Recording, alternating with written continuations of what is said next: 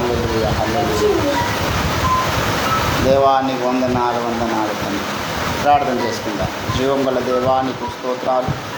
గడిచిన వారమంతా కూడా క్షేమముగా నామా మీరు దాటిపోతీసి సజీవుల మమ్మల్ని కాపాడి దినమంతట్లో అయ్యా నీ సన్నిధికి నడిపించినటువంటి మంచి తరుణం కొరకు నీకు స్తోత్రాలు. దినమంతా నీ మందిర ఆవరణంలో ఉండుట నా భాగ్యమని దావీదు ద్వారా జ్ఞాపకం. అయ్యా నీ సన్నిధిలో ఒక దినము గడుపుట వేదిరంగా మట్టి వారమైన మాకు మీరు ఇస్తున్న ధన్యత, మీ నామాన్ని బట్టి స్థుతించడము ఆరాధించడం ఇచ్చినటువంటి ఈ భాగ్యం కొరకు మీకు స్తోత్రం. మా స్థుతులు అంగీకరించండి. మా స్థుతులపైన మీరు ఆశించండి. దిగిరండి ప్రభువా, నీ ఆత్మచేత వాళ్ళందరిని అభిషేకించండి. మేము చేస్తున్న ప్రతి ప్రార్థన విజ్ఞాపన మీరు ఆలకించండి.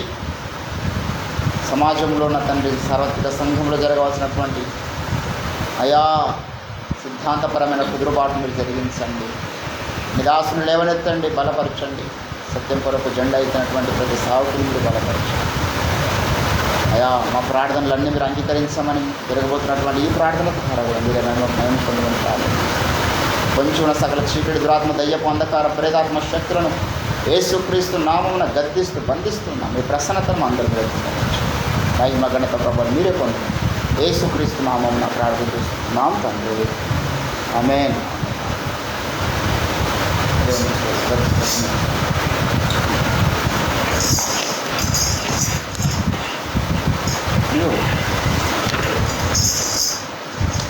స్తోత్రం. హల్లెలూయా హల్లెలూయా హల్లెలూయా.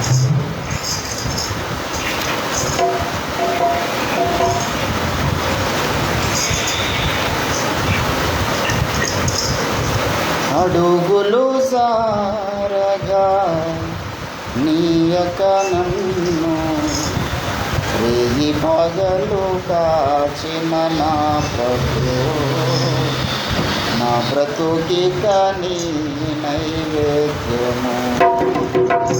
అడుగులు సారగా నీయక నన్ను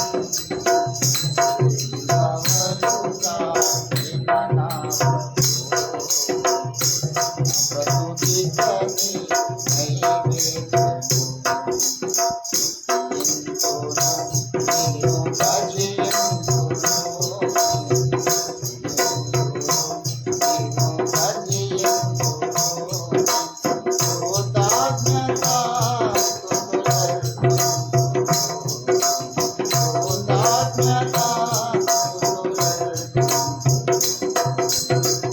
అడుగులు జారగా నీయక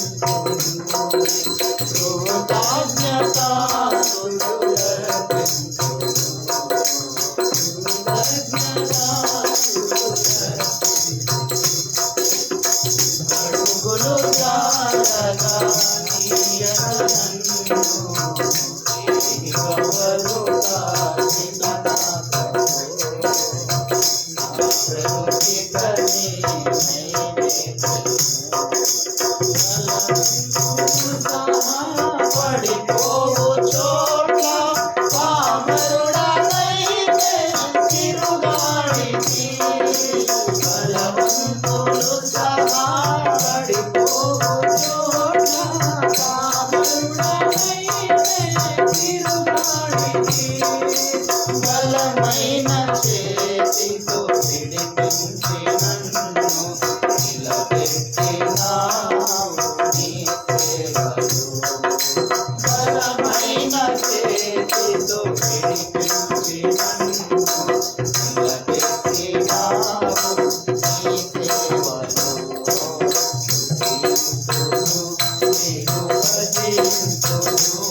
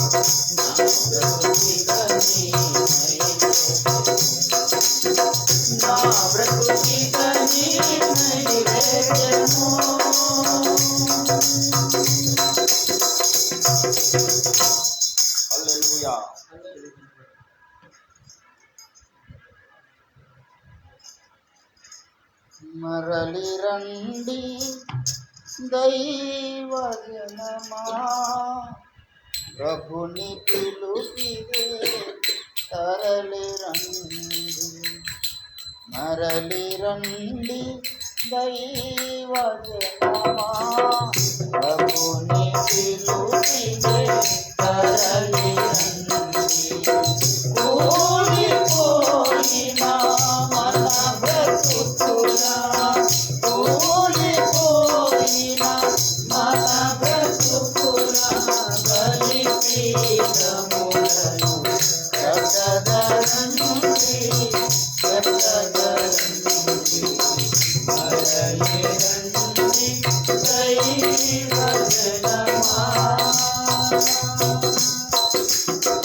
బహుకాలముగా ఆకాశములు వర్షము నీయక మూయబడెను. బహుకాలముగా ఆకాశములు వర్షము నీయక మూయబడెను.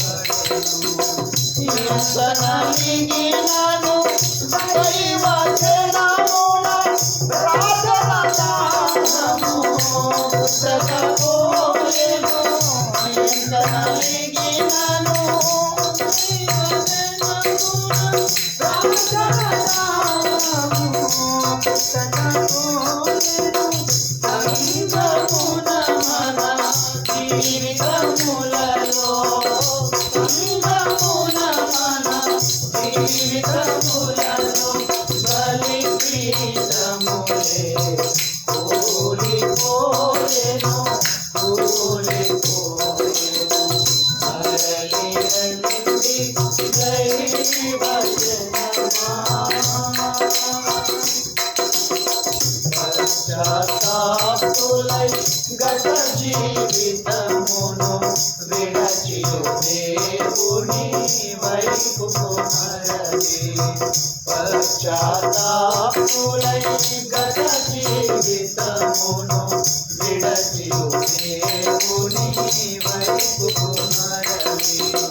మొదటి ప్రేమను మరల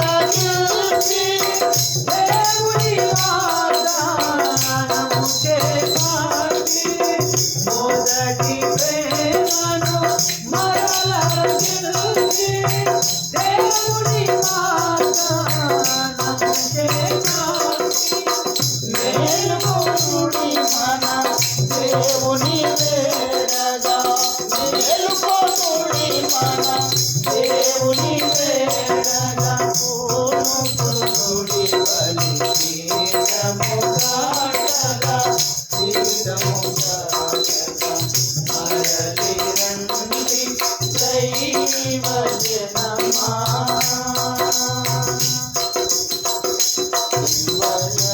బలి పీఠముపై మన రక్షణకై బలియాయెను పీఠముపై మన రక్షణకై బలియాయెను ఆయన కొరకై మీ జీవితమును ఆరాధనముగా ఆయన కొరకై మీ జీవితమును ఆరాధనముగా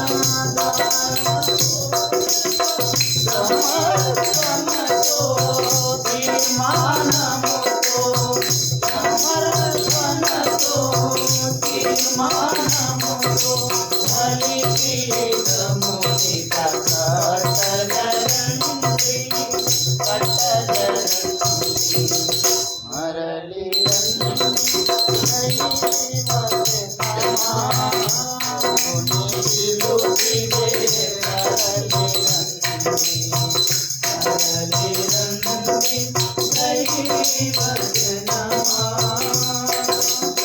దేవుని తోట మిడతల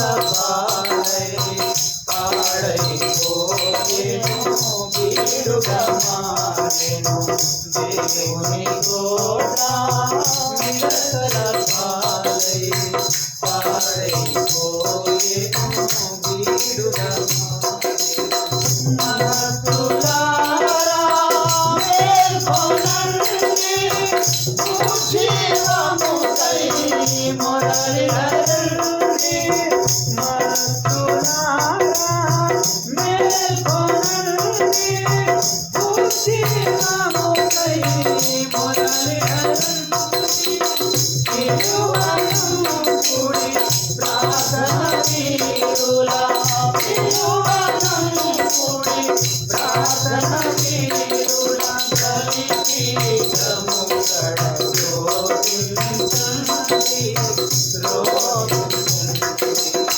మరలి రండి దైవ జనమా ప్రభుని పిలుపిదే తరలి మరలి రండి దైవ జనమా కోల్పోయిన మన బ్రతుకులా కోల్పోయిన మన బ్రతుకులా బలిపీఠము కట్టగరండి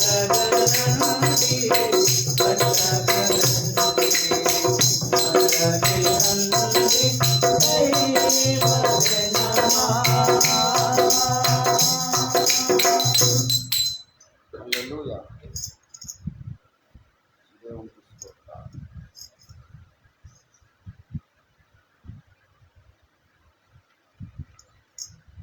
సంధ్య మేలకు నరులారా సంధ్య మేలకు నరులారా శ్రీ క్రీస్తునాథుడే మోక్షపు మార్గము క్రీస్తునాథుడే మోక్షపు మార్గము సంధ్య మేలకు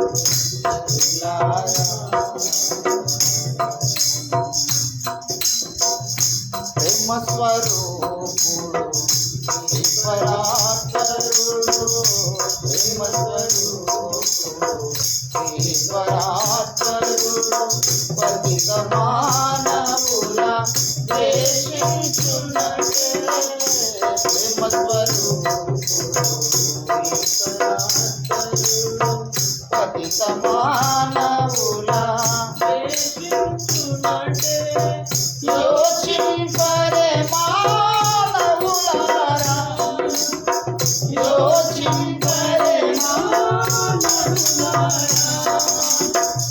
దుష్ట శిక్ష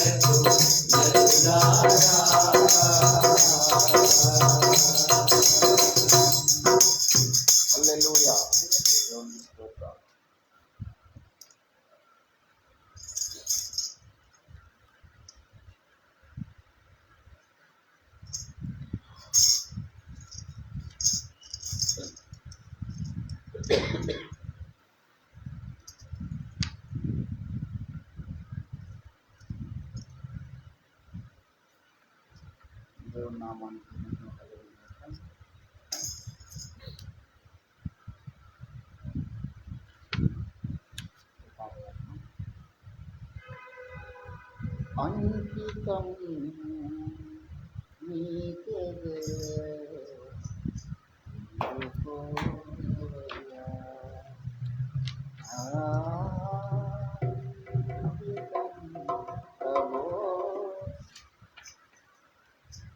అంకితం నీకే దేవా అందుకోవయ్యా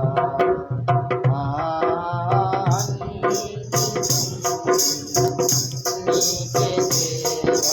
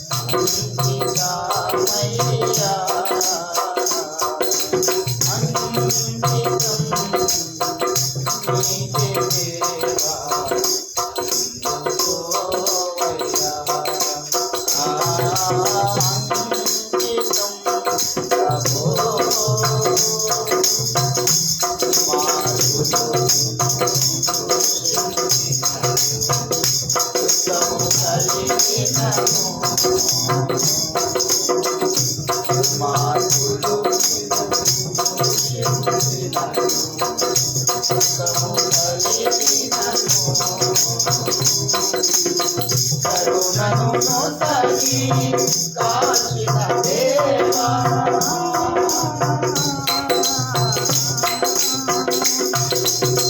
కరుణను నొసగి కాచిన దేవా తాను కలిగి కొనయా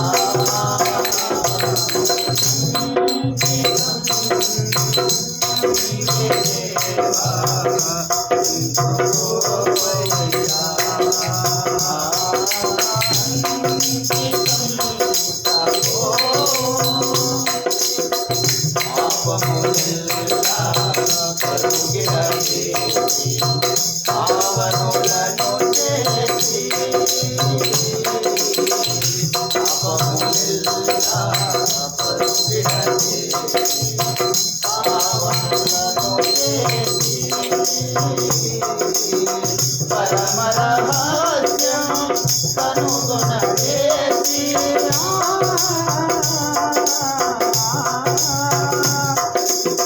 పరమరహస్యం కనుగొనవేసి పదమును సత్తుమయా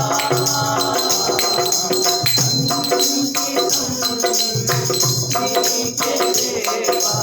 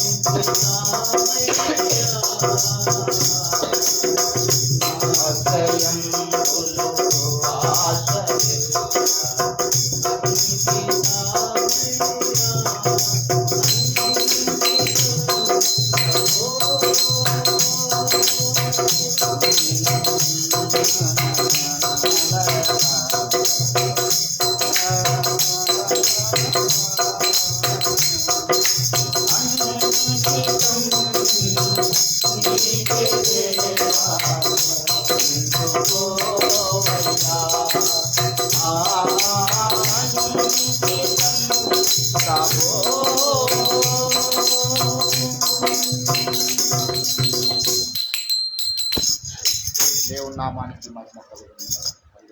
ఇంకో పాట వేస్తున్న పాట ఖచ్చితంగా ఉంటుంది. పాట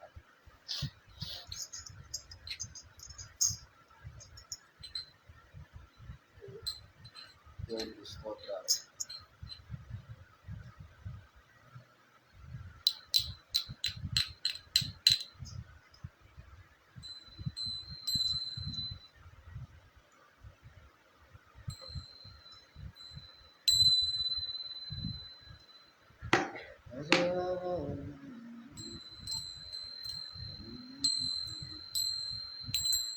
దేవునికి స్తోత్రం.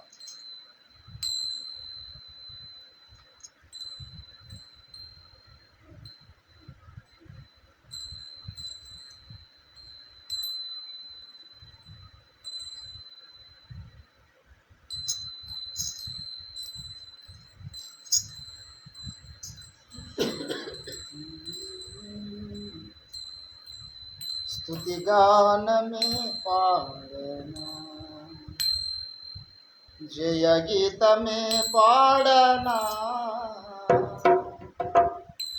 నా ఆధారమై ఉన్న యేసయ్యా, నా ఆధారమై ఉన్న యేసయ్యా, నీకు కృతజ్ఞుడనై జీవితమంతయు సాక్షినయ్యుండు, నా ఆధారమై ఉన్న యేసయ్యా, నీకు కృతజ్ఞుడనై జీవితమంతయు సాక్షినయ్యుండు.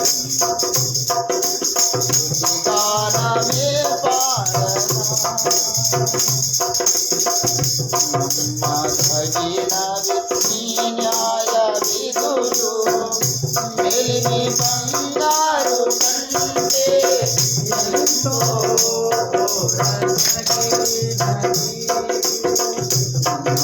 నమ్మదగినవి నీ న్యాయ విధులు, వెలిమి బంగారు కంటే ఎంతో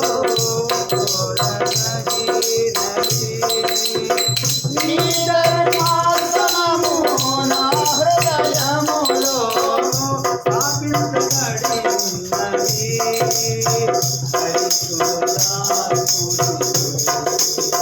నీ ధర్మాసనము నా హృదయములో స్థాపించబడి ఉన్నది.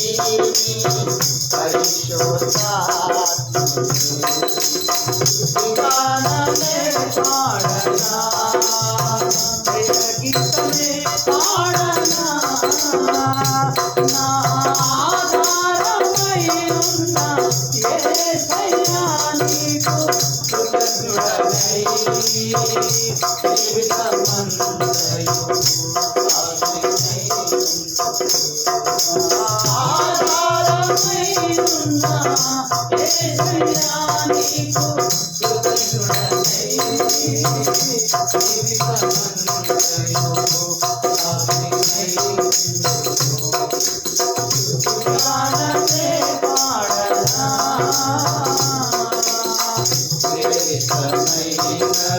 నీవిచ్చు వరములు లౌకిక జ్ఞానము కంటే ఎంతో ఉపయుక్తమైనవి. నీవిచ్చు వరములు లౌకిక జ్ఞానము కంటే ఎంతో ఉపయుక్తమైనవి. నీ శ్రేష్టమైన పరిచర్యలకై కృపావరములతో నన్ను అలంకరించు. నీ శ్రేష్టమైన పరిచర్యలకై కృపావరములతో నన్ను అలంకరించు. స్తుతిగానమే పాడనా, జయ గీతమే పాడనా, నా ఆధారమై ఉన్న యేసయ్యా, నీకు కృతజ్ఞుడనై జీవితమంతయు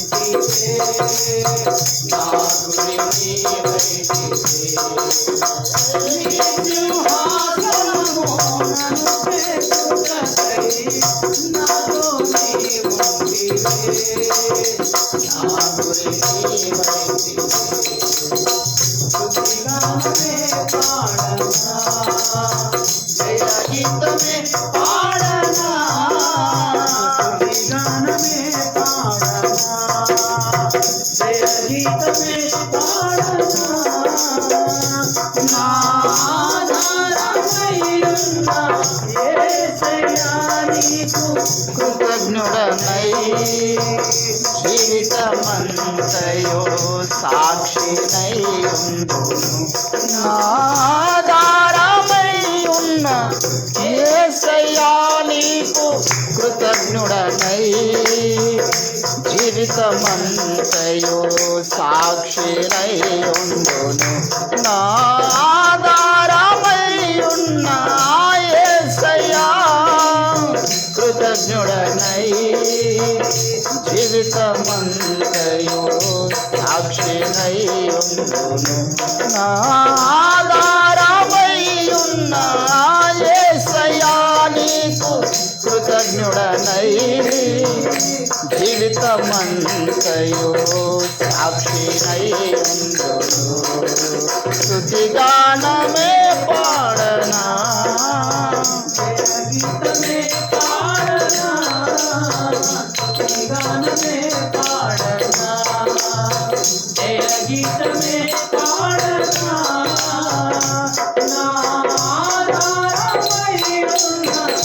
యేసయ్యా కృతజ్ఞుడనై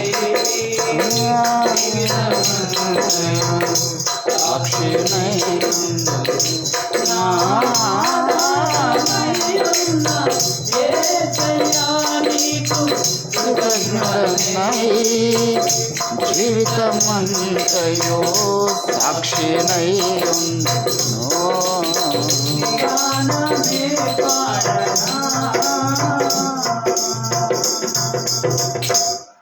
దేవుని నామానికి మహిమ కలుగును గాక. 139వ కీర్తన ఒక చిన్న మాట చదివి కొద్దిసేపు దేవుడు మనతో ఏమి మాట్లాడదలిచినాడో మనం ఆయన వైపు చూద్దాం.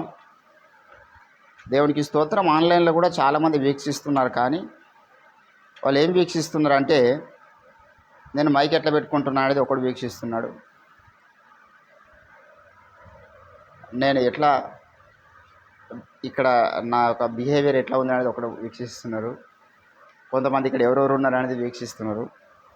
కొంతమంది ఏం మాట్లాడతాడో చూద్దాం, దొరుకుతాడేమో మాటలు అని పట్టడానికి కొందరు వీక్షిస్తున్నారు. కొందరు మంచి మనసుతో వీక్షించే వాళ్ళు కూడా ఉన్నారు. మంచి మనసుతో ఎవరైతే వీక్షిస్తున్నారో వారితో దేవుడు మాట్లాడను గాక. ఆమేన్, హల్లెలూయా. యథార్థమైన మనస్సు కలిగి దేవుని వెదుకువారు కలరేమో అనేటటువంటి మాట బైబిల్ మనం చూస్తాం. కాబట్టి దేవుని బిడ్డలారా, మనం యథార్థమైన మనసుతో కొద్ది నిమిషములు మనము దేవుని యొక్క వాక్యాన్ని ఆలకిస్తాం. 139వ కీర్తన దయచేసి ఒక మాట చదివి మనం ముందుకు వెళ్దాం. 15వ వచనం. నేను రహస్యమందు పుట్టిన నాడు, భూమి యొక్క అగాధ స్థలములలో విచిత్రముగా నిర్మింపబడిన నాడు నాకు కలిగిన ఎముకలను నీకు మరుగై ఉండలేదు. నేను పిండంనై ఉండగా నీ కన్నులు నన్ను చూచెను. చదవబడిన లేఖన పరిశుద్ధ భాగమును దేవుడు మన వినికిడిలో ఫలింపచేయును గాక. ఆమేన్, ఆమేన్. ప్రభునందు నాకు అత్యంత ప్రియులారా, చదవబడిన లేఖన పరిశుద్ధ భాగములో మానవ నిర్మాణము గురించి దేవుడు మాట్లాడుతున్నాడు. మానవుణ్ణి దేవుడు ఏ రీతిగా నిర్మిస్తున్నాడు? రెండు స్థలాలలో మానవుడు నిర్మించబడుతున్నట్లుగా లేఖనము మనకు సెలవిస్తూ ఉంది. 2 స్థలాలు, మన నిర్మాణం జరుగుతున్న స్థలాలు రెండు స్థలాలలో మానవ నిర్మాణం జరుగుతుంది. ఈ 2 స్థలాలలో కూడా మరి దేవుని యొక్క ప్రణాళిక ఉన్నది. ఈ 2 స్థలాల్లో కూడా సాతాను యొక్క భాగస్వామ్యం కూడా ఉన్నది. ఇది చాలామందికి అర్థమవుతుంది. 2 స్థలాలలో మానవ నిర్మాణము, 2 స్థలాలలో దేవుని ప్రణాళిక, 2 స్థలాలలో సాతాను అపవాది యొక్క భాగస్వామ్యము. మరి భూమి యొక్క అగాధ స్థలములలో విచిత్రముగా నిర్మింపబడిన నాడు అంటున్నాడు దావీదు భక్తుడు.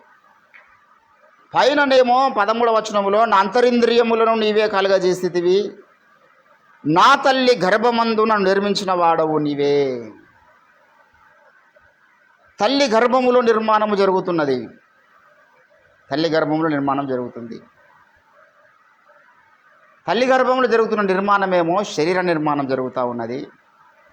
భూమి యొక్క అగాధ స్థలములలో విచిత్రముగా నిర్మాణం జరుగుతుంది. మనిషి యొక్క ఆత్మ తయారు చేయబడుతున్న స్థలం అది. దేవుడు మానవుని తయారు చేస్తున్న స్థలం. చాలామంది దీని మీద ఈ జన్మ పాపము లేదంటున్నటువంటి మిడిమిడి జ్ఞానం గల బోధకులు ఏబిసిడి రానుడు యూనివర్సిటీ పెట్టి అందరినీ చెడగొట్టినట్టు ఒక యూనివర్సిటీ పెట్టి అందరూ చెడగొట్టేశారు. బేసిక్ లెసన్స్ తెలియవు. They don't know what is the basic lessons in the Bible. ఇది నేను చాలా యథార్థంగా ఓపెన్గా చెప్తున్నటువంటి మాట. చాలామంది నా వీడియోస్ ఫాలో అవుతున్నారు. ఆ యొక్క సిద్ధాంతాన్ని నమ్ముతున్నవారు, ఆ బోధన నమ్ముతున్నవారు కామెంట్ రాస్తూ ఉన్నారు. మీకు కామెంట్స్ ఇస్తున్నంత టైం నాకైతే లేదు, రిప్లైస్ ఇస్తున్న టైం నాకు లేదు. నాకున్న బిజీ షెడ్యూల్. నేను ఖాళీగా ఫేస్బుక్లో కామెంట్ రాసుకుంటూ కూర్చున్న మనిషి అయితే కాదు. దినమంతా నా వ్యాపార రీత్యా నేను బిజీ ఉంటాను. టైం దొరికిందంటే ప్రార్థన చేసుకోవడానికి నేను పూనుకుంటాను. మిగతా కార్యక్రమాలలో విలువైన సందేశాలను మరి దేవుడు తన ప్రవక్త ద్వారా పలికిస్తున్న సందేశాలను వీక్షించడమా, లేకపోతే ఆయన రచించిన గ్రంథాలు ధ్యానించడం అనే కార్యక్రమంలో ఉంటాను. కాబట్టి ఎంతోమంది కామెంట్స్ రాస్తూ ఉన్నారు. మీ ప్రశ్నలకి మంచిగా సదుద్దేశంతో అడిగే ప్రతి ప్రశ్నకు నెక్స్ట్ 6వ తారీఖు జరగబోతున్నటువంటి వచ్చే నెల 6వ తారీఖు జరగబోతున్నటువంటి చర్చలో మీ ప్రతి ప్రశ్నకు సమాధానం ఇస్తాం. ప్రతి ప్రశ్నను కూడా నివృత్తి చేస్తాం. దేవుని బిడ్డలారా, మానవుని దేవుడు భూమి యొక్క అగాధ స్థలముల్లో విచిత్రంగా తయారు చేస్తున్నాడంటే అది దావీదు గురించి కాదండి. దావీదు తల్లి కడుపులోనే తయారయ్యాడు. మనం అందరము దావీదు అనేటటువంటి మొద్దులో నుంచి వచ్చినాం కాబట్టి మన నిర్మాణము దావీదులో ఆదాములో కూడా కొంత ఉంటుంది. ఆదాము అనే మొద్దు నుండి మనం వచ్చినాం కాబట్టి ఆదాములో కూడా మన నిర్మాణం కొంత జరిగింది. ఆదామును దేవుడు తయారు చేసినప్పుడు నేల మట్టితో దేవుడు నరుని నిర్మించనని ఆదికాండము మరి 1వ అధ్యాయములో మనం చూస్తాం. ఇక్కడ ఏమన్నాడు దేవుడు తన స్వరూపమందు 27వ వచనం 1వ అధ్యాయం, దేవుడు తన స్వరూపమందు తన పోలిక చొప్పున నరుని సృజిద్దాం అనుకున్నాడంట కదా. దేవుడు తన స్వరూపమందు నరుని సృజించను, దేవుని స్వరూపమందు వారిని సృజించను, స్త్రీగాను పురుషునిగాను వారిని సృజించను. ఏంటండి దేవుడు మనిషిని తయారు చేసిన విధానము? దేవుని బిడ్డలారా, నేల మట్టితోని మనిషిని దేవుడు తయారు చేసినాడు కదా. ఆ మాట ఎక్కడుంది?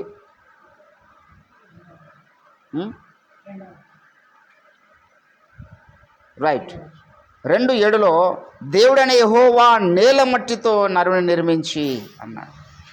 నేల మట్టితో నిర్మించినాడు తప్పితే మరి భూమి మీద పైపైన దొరికేటటువంటి మట్టితో ఒక మనిషి కుండను తయారు చేయలేడు కదండి.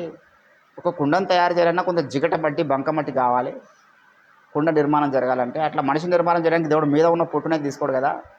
భూమి యొక్క అగాధ స్థలంలో దొరికేటటువంటి మట్టిని తీసుకున్నాడంట. భూమి యొక్క అగాధ స్థలం దొరికే మట్టిని తీసుకొని మనిషిని తయారు చేసిండంట. సరే, మనిషిని అట్లా శరీర నిర్మాణం అట్లా జరిగింది. మరి ఆత్మ నిర్మాణం ఎట్లా జరిగింది అంటే అందరికీ దేవుడు ఊదుకుంటూ కూస్తున్నాడా? అందరి నాసికరంధ్రంలో జీవమైన ఊదుతున్నాడా? దేవుని మనిషిలోనికి ఆత్మ ఎలాగొస్తున్నది? ఆత్మ నిర్మాణం ఎట్లా జరుగుతున్నదండి? ఫర్ ఎగ్జాంపుల్ బాహ్య నిర్మాణము దేవుడు తన చేతులతో చేసిండు. మరి నా అంతరంగ పురుషుడు అన్నాడు కదా. బాహ్య పురుషుడేమో మట్టితో తయారు చేయబడ్డాడు. ఆ మట్టి మానవుడు, మట్టి ద్వారా తయారు చేయబడ్డ మానవుడు ఆదాము హవ్వలు నిర్మించబడి వారి కలయిక ద్వారా మానవ జాతి అంతా కూడా పుట్టింది. మనం అందరం మట్టి వారమే. మన్న అనేది మరలా వెనుక మట్టికి చేరున్నాడు కాబట్టి మనం అందరం మట్టి. ఈ బాహ్య శరీర నిర్మాణం అయినటువంటిది మట్టితో జరిగింది. మరి అంతరంగ నిర్మాణం అంతరంగ శరీర నిర్మాణం ఎట్లా జరిగింది? నంతరంగ పురుషుడు అంటాడు పౌలు భక్తుడు. ఏంటండి మన అంతరంగ పురుషుడి నిర్మాణం ఎట్లా జరిగింది? ఆ నిర్మాణం ఎక్కడ జరిగింది? అది కూడా నిర్మాణమే కదా. దేవుని బిడ్డలారా, మన ఆత్మలను తయారు చేస్తున్నటువంటి స్థలం ఒకటి ఉన్నది. అది భూమి యొక్క అగాధ స్థలముల్లో దేవుడు ఏర్పాటు చేస్తున్నాడు. భూమి యొక్క అగాధ స్థలం అనగానే లావా ఉండే స్థలం కాదు, భూమి అంతా మట్టి ఉండే స్థలం కాదు. భూమి కింద చాలా ప్రదేశాలు ఉన్నాయి. యేసుప్రభు రాకన్నా ముందు చెర భూమి యొక్క క్రింది భాగంలో ఉన్నదంటాడు. చెరను చెరగా పట్టుకొని పోయి భూమి కింద కొన్ని ఉన్నాయండి. పాతాళం భూమి కింద నుండి, అగాధం భూమి కింద ఉన్నది. అగాధ కుంభం నుంచి వాడు నిమ్రోదు బయటకు వస్తాడని చెప్తున్నాడు దేవుడు. భూమి క్రింది భాగంలో కొన్ని ఉన్నాయి. మనకు కనబడుతున్న ఆకాశ మండలం అందు దురాత్మల సమూహాలు ఉన్నాయన్నాడు. వ్యవస్థ ఉన్నది భూమి కింద, భూమి పైన. భూమి యొక్క అగాధ స్థలములలో విచిత్రంగా నిర్మాణం జరుగుతుందంటే దేవుడు మనిషిని తయారు చే మానవుని యొక్క ఆత్మను తయారు చేసే కార్ఖానా అక్కడ ఉన్నది. కాబట్టి మరలా ఏంటండి ఈ మాటను ఇద్దరు ధృవీకరించినారు. బైబిల్ గ్రంథంలో ఇద్దరు ధృవీకరించినారు. యోబు భక్తుడు, మరి యోబు గ్రంథము 1వ అధ్యాయంలో కనుక మీరు గమనించినట్లయితే, యోబు గ్రంథం 1వ అధ్యాయము 21వ వచనంలో, నేను నా తల్లి గర్భములో నుండి దిగంబరినై వచ్చి తిని దిగంబరినై అక్కడికి తిరిగి వెళ్ళేదను. యెహోవా ఇచ్చను, యెహోవా తీసుకొని పోయాను, యెహోవా నామమునకు స్తుతి కలుగును గాక. ఎక్కడికో ఏం చెప్తాడు చెప్పండి? నేను నా తల్లి గర్భములో నుండి దిగంబరిగా వచ్చి తిని దిగంబరినై అక్కడికి వెళ్ళేదని అన్నాడు. ఎక్కడికి వెళ్తాడండి? ఎక్కడి నుంచి వచ్చుతున్నా అక్కడికి వెళ్తాను అంటున్నాడు. ప్రపంచ చరిత్రలో ఎవరైనా వెళ్ళారా? మనమందరం మన తల్లి గర్భం నుంచి వచ్చిన ఒక స్త్రీ యొక్క యోని ద్వారము గుండా వచ్చినటువంటి మానవుడు తిరిగి మళ్ళా తల్లి గర్భంలోనికి వెళ్ళగలుగుతాడా? మరి యోబు అంటున్నాడు నేను అక్కడికి వెళ్ళేదనని. అంటే ఎక్కడికి వెళ్తాడు? ఎక్కడ నిర్మాణం జరిగిందో తన ఆత్మ అక్కడికి మళ్ళీ వెళ్ళబోతున్నాడు. ఆమెను కూడా తల్లి అంటున్నాడు. అంటే మన ఆత్మను మనకి ఇచ్చిన తల్లి కూడా మనకు తల్లి అవుతుంది కదా. దేవుని బిడ్డలారా, ఈరోజు చాలామందికి ఈ ప్రత్యక్షత లేదు. అయితే ఈ రెండు స్థలాలలో కూడా భూమి యొక్క అగాధ స్థలములో నిర్మాణం అవుతున్నటువంటి ఆత్మలోకంలో కూడా సాతానుకు భాగస్వామ్యం ఉన్నది. ఇది చాలా విచిత్రమైన మాట. ఓఫిర్ గారు రచించినటువంటి విశ్వచరిత్ర అనే గ్రంథం మీరు చదవండి. ఇక మీరు చదివితే సత్యాన్ని గ్రహిస్తారు. అక్కడ కూడా వాడు భాగస్వామ్యం తీసుకొని కొంత ప్రభావాన్ని మానవ లోకం మీద చూపించడానికి వాడు పూనుకున్నాడు. దేవుని బిడ్డలారా, అందులో మొదటివాడు కయ్యూను. దుష్టుని యొక్క ప్రభావం ద్వారా వచ్చినవాడాడు. దుష్టుని యొక్క ప్రభావం ద్వారా కయ్యూను దుష్టుని సంబంధి అయి అన్నాడు. దేవుని బిడ్డలారా, మరి అవ్వమ్మ యెహోవా దయ వలన ఒక కుమారుని సంపాదించుకున్నది కదా. ఎట్లా దుష్టుని సంబంధి అవుతారంటే ఇవన్నీ చర్చలో తేలుతాయి. రేపు 6వ తారీఖు చర్చలో ఇవన్నీ డీప్గా అనాలిసిస్ చేసి మీకు తెలియజేస్తాం. కొన్ని సస్పెండ్లో పెట్టడమే బెస్ట్. అన్నీ ఓపెన్గా చెప్పేసి అది కొంత చులకన అయిపోతున్నది సబ్జెక్ట్ నాలెడ్జ్ లేనటువంటి వారికి.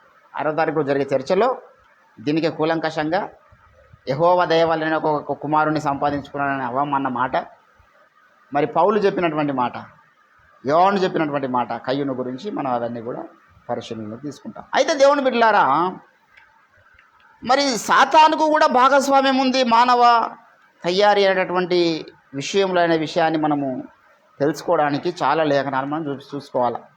మొదటిది సామెతల గ్రంథము 28వ అధ్యాయంలో కనుక మీరు గమనించినట్లయితే ఇక్కడ దేవుడు ఒక మాట అంటున్నాడు. ఏంటండి? సామెతల గ్రంథము దయచేసి 31వ అధ్యాయం అనుకుంటాను. 31వ అధ్యాయంలో ఏమంటాడంటే అందము మోసకరము అన్నాడు. ఏంటండి ఇక్కడ ఏమన్నాడు? గుణవతి అయిన భార్య దొరుకుట అరుదు, అట్టిది ముత్యము కంటే అమూల్యమైనది. ఏంటండి 30వ వచనంలో అందము మోసకరము, సౌందర్యము వ్యర్థము, యెహోవాయందు భయభక్తులు కలిగిన స్త్రీ కొనియాడబడును అన్నాడు. అందం ఎందుకు మోసకరమైంది? ఈరోజు అందంగా భూమి మీద చాలామంది ఉన్నారు. ఇక్కడ అంటున్నాడు, యెహోవాయందు భయభక్తులు కల స్త్రీ కొనియాడబడును కానీ అందగత్తె కొనియాడబడదు. మరియమ్మ కొనియాడబడింది, శారమ్మ కొనియాడబడింది. శార కూడా మిక్కిలి అందగత్తెని లేఖనం సెలవిస్తుంది. ఐగుప్తు స్త్రీలు కూడా చాలా అందగత్తెని లేఖనం సెలవిస్తుంది.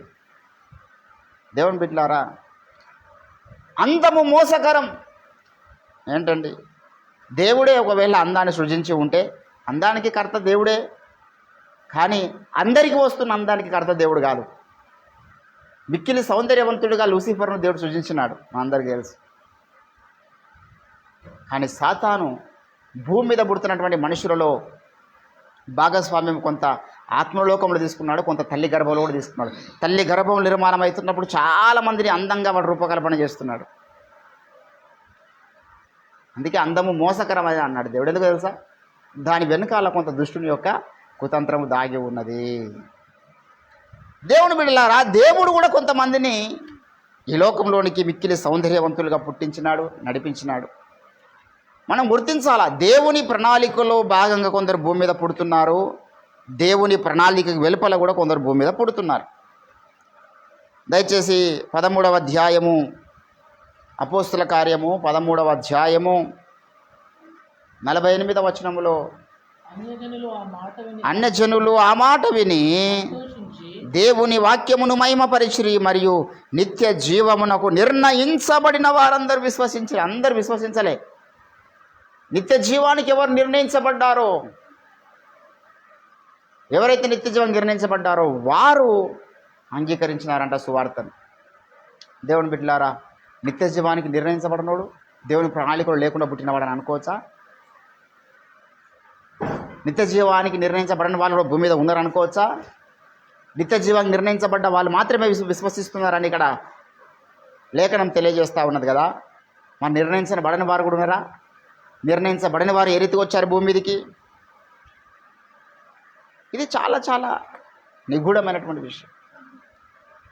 భూమి యొక్క అగాధ స్థలములలో విచిత్రముగా నిర్మాణం చేసినాడు దేవుడు. ఏంటండి, మానవ శరీర నిర్మాణం అది ఆదాము గురించి చెప్పలేడు.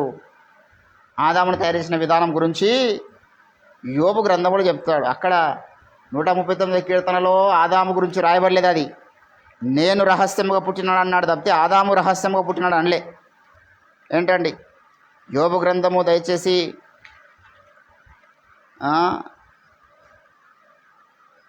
ఇక్కడ అంటాడు,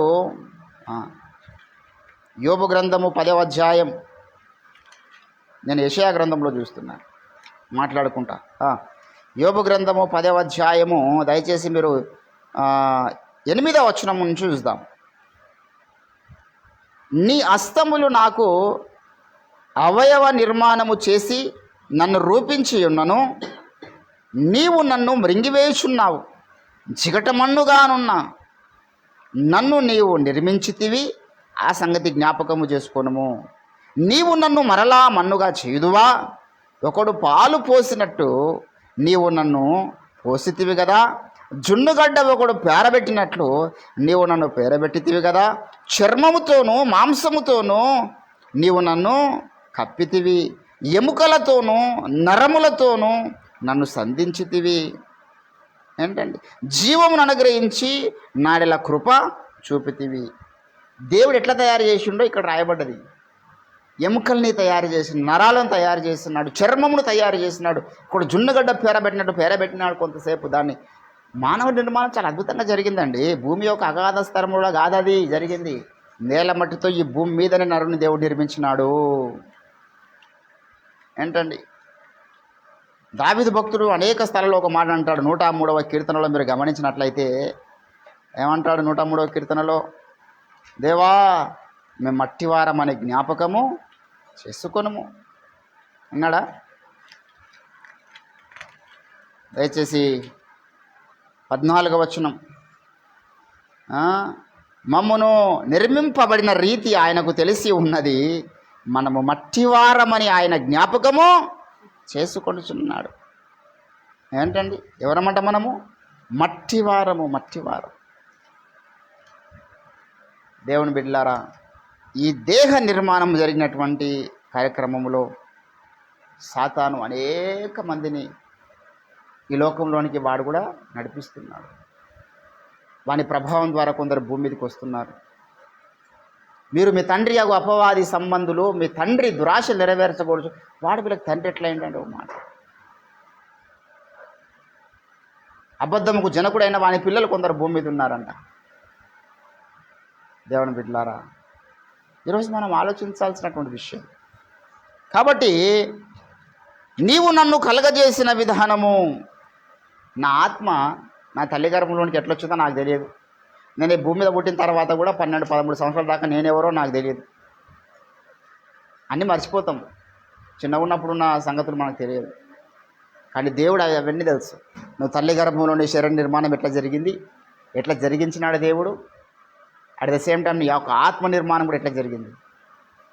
అది ధ్యానం చేసినప్పుడు దావీదంటున్నాడు, ప్రభువా నాకు భయం కలుగుతుందయ్యా, నా తల్లి గడుపులో ఎట్లా తయారయ్యాను. ఒక నడుసుగా, చిన్న నడుసుగా ఉన్న నేను, ఒక చిన్న అండముగా ఉన్న నేను, ఎట్లా నేను మరి నా చర్మం ఎట్లా వచ్చింది, నా ఎముకలు ఎట్లా వచ్చినాయి, నా నరాలు ఎట్లా వచ్చినాయి, నా కండ ఎట్లా వచ్చినాయి, నా వెంట్రుకలు ఎట్లా వచ్చినాయి, నాలోనికి ఊపిరి ఎట్లా వచ్చింది, నా గుండె ఏ రీతిగా కొట్టుకోవడం స్టార్ట్ అయింది. తల్లి గర్భంలో నిర్మాణాన్ని చూసినాడు, ఆశ్చర్యపడ్డాడు. నా అంతరంగ పురుషుడు ఇట్లా నిర్మాణమైండో చూశాడు, ఆశ్చర్యపడ్డాడు. 2 నిర్మాణాలు. దేవుని బిడ్డలారా, ఈరోజు చాలామందికి ఇది అర్థమవుతలేదు. కాబట్టి ఈరోజు నీ నిర్మాణము ఎంత విచిత్రమైనది, దాన్ని బట్టి దేవుని స్తుతించాలి నువ్వు. నేను మనిషిని. ఈరోజు మనిషి ఏదైనా తయారు చేయగలుగుతాడు, కానీ ఇంకో మనిషిని తయారు చేయలేడు. ఏదైనా తయారు చేయొచ్చు. ఇంకో మనిషిని తయారు చేయమని చూద్దాం, ఇంకో రక్తపు చుక్కను తయారు చేయమని చూద్దాం. మనిషికి తయారు చేయలేరండి. ఎందుకంటే దేవుడు తయారు చేసినటువంటిది అది. దేవుని యొక్క ప్రణాళికలో భాగంగా నిర్మాణం అవుతుంది మన యొక్క శరీరం. కానీ మన శరీర నిర్మాణంలో, మన ఆత్మ నిర్మాణంలో గుర్తుపెట్టుకోవాలా, మానవుని యొక్క ఆత్మ నిర్మాణంలో, మానవుని యొక్క శరీర నిర్మాణంలో కూడా భాగస్వామ్యం తీసుకున్నానికి ఏమో సామెతలు 31వ అధ్యాయము 30వ వచనంలో చూసుకున్నాం. అందము మోసకరము, సౌందర్యం వ్యర్థం. ఈ మోసకరమైన దాన్ని దేవుడు సృజిస్తాడా ఏంటండి? అందుకే పౌలుడు, మా బాహ్య పురుషుడు కృషించునను అంతరంగ పురుషుడు దినదినము నూతన పరచబడుచున్నాడు. బాహ్య పురుషుని మీద కొంత ప్రభావం సాతానిది పడ్డదన్నది కాదు ఒక లేఖనం. అంతరంగ పురుషుని మీద కూడా ప్రభావం పడుతుంది ఆ యొక్క ఆత్మల కార్యక్రమం అనేది మనం చూసుకున్నాం. నువ్వు నన్ను కలుగజేస్తున్నావు అక్కడ. దేవుని బిడ్డలారా, దేవుడు అనేక స్థలాలు అంటాడు, దేవుని ప్రణాళికలో లేనటువంటి గురుగులను ఆయన వేరు చేయవాడై ఉన్నాడు, మేకలను గొర్రెల్ని వేరు చేయవాడై ఉన్నాడు. నా తండ్రి ఆకర్షిస్తే తప్పి ఉన్నది ఒక రాడన్నాడు. ఏంటంటే జగత్తు పునాది వేయబడక ముందే కొందరు నిర్ణయించబడ్డారంట. ఎట్లా నిర్ణయించబడిన వారు కూడా చాలామంది ఉన్నారు కదా భూమి మీద. జగత్తు పునాది వేయబడకన మునిపే నిర్మించబడ్డవారు ఉన్నారంటే, జగత్తు పునాది వేయబడకన మునిపే కొందరు నిర్ణయించబడని వాళ్ళు కూడా ఉన్నారు భూమి మీద. కాబట్టి ఈరోజు దేవుని బిడ్డలారా, నీవు నేను మనం అందరం రక్షణ పొందిన మనమందరము, ఈ గొప్ప భాగ్యం పొందిన మనం ధన్యులం. దేవుని యొక్క ప్రణాళికలో నిత్య జీవానికి నిర్ణయించబడ్డ భాగ్యవంతులం మనం. ఈరోజు ప్రభువుని స్తుతించడం ఏ బోధ్ బడా భాగ్యం మిలే హై అపన్కో. హల్లెలూయా. చాలా గొప్ప ధన్యత. అందుకే నువ్వు స్టడీ చేసుకోవాలి. నేను ఎక్కడి నుంచి వచ్చిన వాడిని, ఈ లోకంలో ఉన్న చలిస్తున్నా, నేను జీవిస్తున్నా. నేను వచ్చినటువంటి ఏ బండ నుంచి దేవుడు నన్ను తీసినాడు ఈరోజు మనం జ్ఞాపకం చేసుకోవాలి. దేవుని బిడ్డలారా, నా తల్లి గర్భంలో పిండముగా ఉన్నప్పుడు దేవుడు నన్ను కాపాడకపోతే నేను భూమికి వచ్చేవాని గాను. 9 ఏళ్ళ నా తల్లి గర్భంలో నన్ను మోసింది, తల్లి కడుపులో నాకు జీవాన్ని ఇచ్చి నా ప్రాణమును కాపాడినాడు దేవుడు. దేవుని యొక్క కృప ఉన్నది నన్ను కాపాడడంలో. ఎందుకంటే వీడు పాపాలు ఒప్పుకుంటాడు పుట్టిన తర్వాత అని తెలుసు దేవునికి. వీడు జన్మతః పాపిని నమ్ముతాడని తెలుసు దేవునికి. నాలో ఉన్న స్వభావ సిద్ధంగా నీకు విరోధమైనటువంటి పాపను తొలగించు ప్రభు అని వేడుకుంటాడని తెలుసు. నన్ను కాపాడుతూ వస్తున్నాడు ఆయన. ఆయన ప్రణాళికలో ఉన్న వారందరినీ కాపాడుతాడు దేవుడు.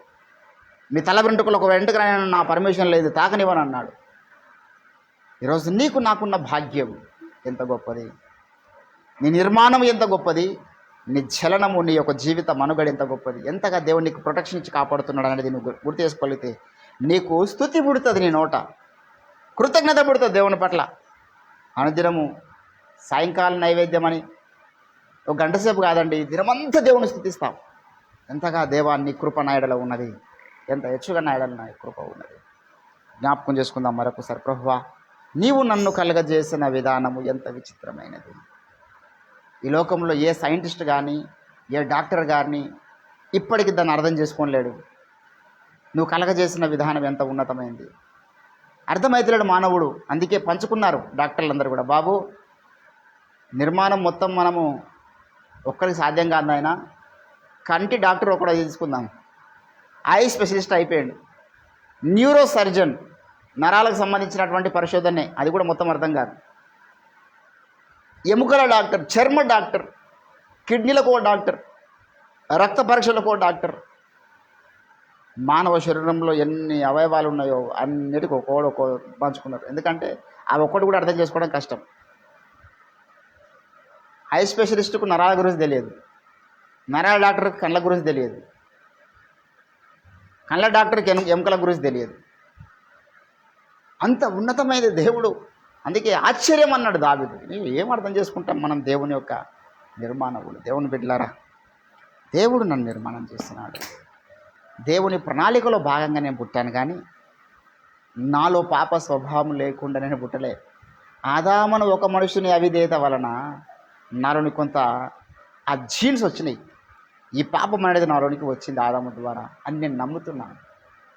దేవుడే తయారు చేశాడు, దేవుడే తల్లి గర్భంలో నిర్మించినాడు. నా తల్లి గర్భమందును నిర్మించిన వాడవు నీవే. దేవుడు కాపాడాడు. కానీ ఒక మనుషుని అవిధేయత వలన నాకు తెలియకుండా నాలోనికి పాపం ఎట్లా వచ్చిందో, ఒకని పుణ్యకార్యం ద్వారా నాకు రక్షణ దొరుకుతుంది. అది నా భాగ్యం. హల్లెలూయా. నా ప్రమేయం లేకుండా నాలోనికి పాపం వచ్చింది, నా ప్రమేయం లేకుండా నాలోనికి క్రీస్తు యొక్క జీవం వచ్చింది. దేవుడు అంటాడు, బాబు నీ ప్రమేయం లేకుండా నీకు ఆదాం రక్తం వచ్చింది కదా, నీ కృషి లేకుండా నువ్వేం చేయలేవు, కానీ ఆదామును బట్టి నువ్వు పాపిపోయినావు, యేసుని బట్టి నువ్వు నీతిమంతులుగా అయిపోతావు. అంతే. ఉచితముగా నీతిమంతులుగా మార్చువాడు ఆయన. హల్లెలూయా. ఈరోజు ఒక నూతన తీర్మానం, మన ధన్యత అది. ఉచితముగా నన్ను నీతిమంతునిగా మార్చినాడు యేసయ్య. ఈరోజు నీవు నేను ఎంతగానో స్తుతించాలి దేవుణ్ణి. దేవుని బిడ్డలారా, ఈ రాత్రికాల సమయంలో మరొకసారి, ప్రభువా మీరు మమ్మల్ని కలగజేసిన విధానం ఎంత ఉన్నతమైనది, మేము మాకు ఇవ్వబోతున్న భవిష్యత్తు ఎంత ఉన్నతమైనది, ఎంత వాటే బ్యూటిఫుల్, అది వర్ణించగలుగుతామా? ఎంత ఉన్నతమైన మహిమను దేవుడు మనకి ఇవ్వబోతున్నాడు. ఒక నూతన తీర్మానం తీసుకుందాం. తండ్రి పట్ల మనకెప్పుడు స్తుతి ఉండాలి. నన్ను నిర్మించిన నా దేవుని పట్ల ఎప్పుడు నాకు స్తుతి ఉండాలి. నా కాపాడుతున్నటువంటి నా ప్రభువు పట్ల ఎప్పుడు నాకు స్తుతి ఉండాలి. అడుగుదాం దేవుని, నాలో కృతజ్ఞతను పుట్టించండి. కృతజ్ఞత లేని వారు అంత దినాలు ఉంటారన్నావు, కృతజ్ఞత రహితులు ఉంటారన్నావు. నీ పట్ల నా కృతజ్ఞత అంటే నన్ను కలగజేసిన విధానం చూడాలి. నేను మాట్లాడుతున్నా, ఈ తలంపులు ఎక్కడి నుంచి వస్తున్నాయి నేను చూస్తున్నా. నా కంటిలో ఉన్నటువంటి రెచ్చిన ఎలా పనిచేస్తూ ఉంది నేను వింటున్నా.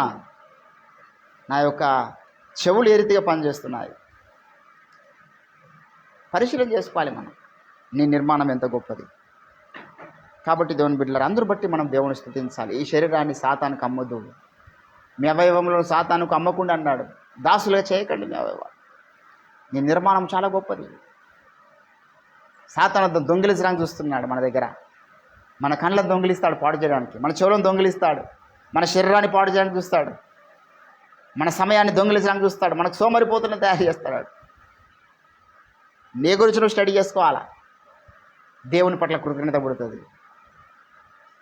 కాబట్టి దేవుని బిడ్డలారా, ఈ యొక్క రాత్రికాల సమయంలో ఒక నూతన తీర్మానం తీసుకున్నాం. ప్రభువా మాలో కృతజ్ఞత పుట్టించండి. కృతజ్ఞత లేని వారు అంత దినాలు అనేక మంది కూలుతారు, కానీ కృతజ్ఞత కలిగి నీ పట్ల నీ కొరకు సాక్షిగా జీవించే భాగ్యం నాకు దయచేయండి అంటూ మనం ప్రార్థన చేద్దాం రండి. దేవుడి కొద్ది మాటలు మన వినికిడిలో ఫలింపచేయును గాక. దయగల తండ్రి, నీకు స్తోత్రాలు స్తోత్రాలు స్తోత్రాలు. ఇతబడ వాక్యాన్ని ఫలింపచేయండి. 1000 రెట్లు నా ప్రభువా అయా అనేక మందికి రీచ్ అయ్యి ప్రభావము చూపే విధంగా ఉన్నట్లుగా సహాయం దయచేయి. నీవు నన్ను కలగజేసిన విధానము ఆశ్చర్యమైనది, వర్ణించలేమయ్యా. వచ్చిన నలుసుగా ఉన్న నన్ను ఈరోజు ఇంత అద్భుతంగా ఏ రీతిగా నిర్మాణం చేసినావు. నీ ప్రణాళికలో భాగంగా నిర్మించి నన్ను కాపాడి నిరక్షణ ప్రణాళికలో నడిపించి నిత్య జీవాన్ని నిర్ణయించి స్థిరపరిచినందుకై నీకు స్తోత్రాలు చెల్లిస్తున్నాను. మా మీద అపవాది వేస్తున్న అగ్ని బాణములను వేస్తున్నా, నామూల గద్దిస్తూ బంధిస్తున్నా. సార్వత్రిక సంఘం మీద వేస్తున్న అపవాది యొక్క అబద్ధ బోధలనే బాణములను వేస్తూ నామూల గద్దిస్తున్నాం. ఎరుకో గోడలు కూలిపోయినట్లుగా ప్రభువా, సిద్ధాంతపరమైన చర్చ వేదికల ద్వారా సాతాను కట్టిన గోడలు, అబద్ధ బోధలు కూలిపోనుగాక. మీ ఆత్మకార్యం జరిగించండి. 6వ తారీఖు జరగబోతున్నటువంటి చర్చ వేదికలో కూడా మీరు తోడుగుండండి. మాట్లాడుతున్నటువంటి దైవ